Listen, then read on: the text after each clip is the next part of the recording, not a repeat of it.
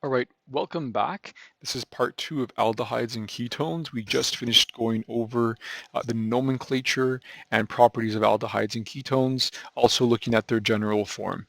Now we're finished with that. We're going to continue with how aldehydes are formed, how aldehydes and ketones are formed, but for now, how this aldehyde is formed. So in a controlled oxidation of now this part's important. We recently defined what a primary, secondary, and tertiary alcohol are. When a primary alcohol, right, is oxidized, it will yield an aldehyde. So in general, you could use potassium permanganate, KMnO4, and an acid.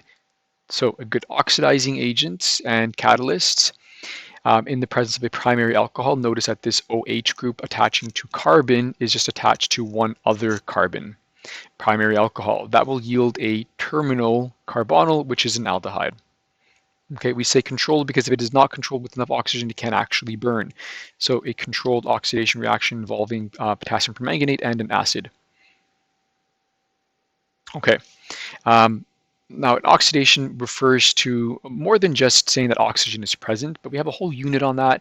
But in case you wanted to know a bit of information, not relevant, well, it is somewhat relevant, but details are not right now. I've listed this or I've stated this here in case you're curious, but there's a whole other unit on this that we will get to in several weeks.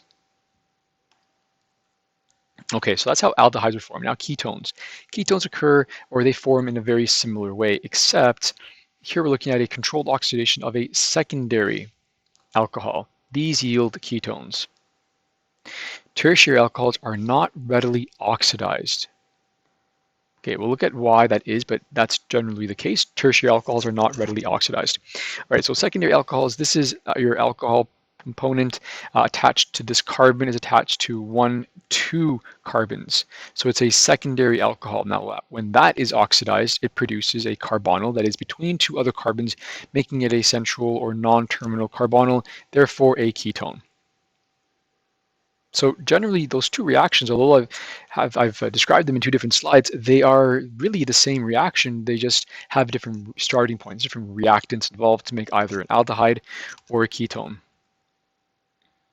Okay, so main products, given these reactions, there are different ways to write oxidation reactions, and sometimes you might see online that it's just oxygen, presence of oxygen. We stick with KMnO4 and acid for our purposes of this in this course, but this is one way you will see it. I didn't want to exclude it, but just show you here that this is one way you can see how something might be oxidized simply by the presence of oxygen gas. Okay, so let's see. We will figure out what the main products are. This is a terminal or a primary alcohol, which means 1, 2, 3, 1, 2, 3 will yield an aldehyde that looks like that. Okay, 2-propanol, this is a 1, 2 secondary alcohol. 1, 2, 3 will yield a ketone that looks like this. Okay, you can do the next two yourself. Answers are in the next slide, but hold off on that for a bit. Try the next two, pause the video, see what you get.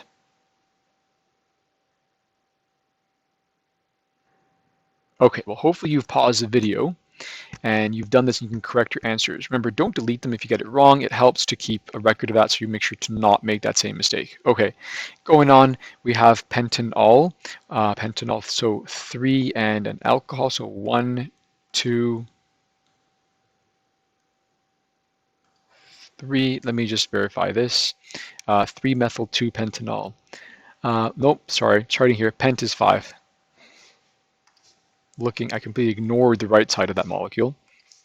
Okay, 1, 2, 3, 4, 5. Very good. So off the second carbon, we have an alcohol. Off the third, we have a methyl. Good.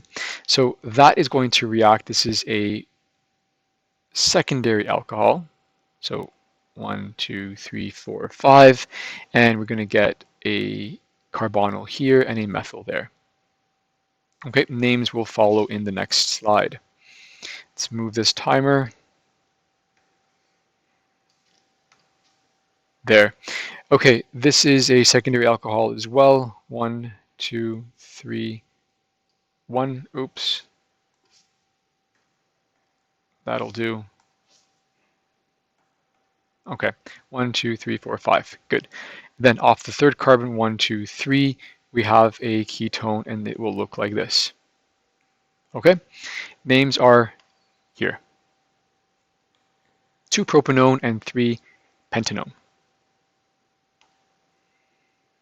All right, now reactions involving aldehydes and ketones. You can go backwards. Instead of oxidizing, you can do the opposite in a reduction reaction in the presence of lithium aluminum hydride and an acid. So a carbonyl, in this case a terminal carbonyl and aldehyde, in the presence of hydrogen, and these reaction conditions will create a primary alcohol. So change that carbonyl, change it to an OH and add a hydrogen to it.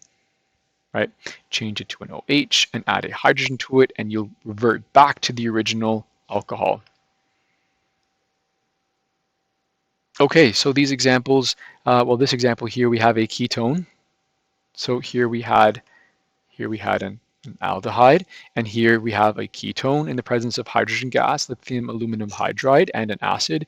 We revert to what it could have been if it were oxidized from an alcohol. And we have this: a secondary alcohol would have been used to create a ketone in a reduction reaction. This is what we get. Okay, now for examples. What reactions will yield the following? Spend some time on this. We're going to do this in class together. I do want to say though that there are more than just the one answer that I've included in the next slide. What reactants will yield the following? So you could have, this ethanol example, you could have made that from ethene, right? But in this example, it could have been made from, so 1, 2, and then we have OH. Okay, so what could have made that? Well, it could have been an aldehyde, it could have been ethanal. And then ethanal could have undergone a reduction reaction involving these catalysts to give us ethanol.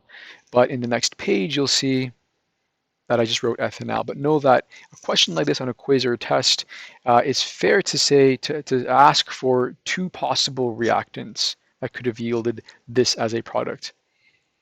Okay, so continue with this. We'll go over this in class.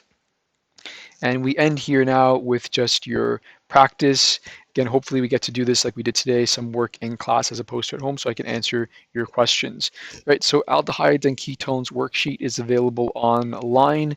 Post any questions you might have. I hope this helped.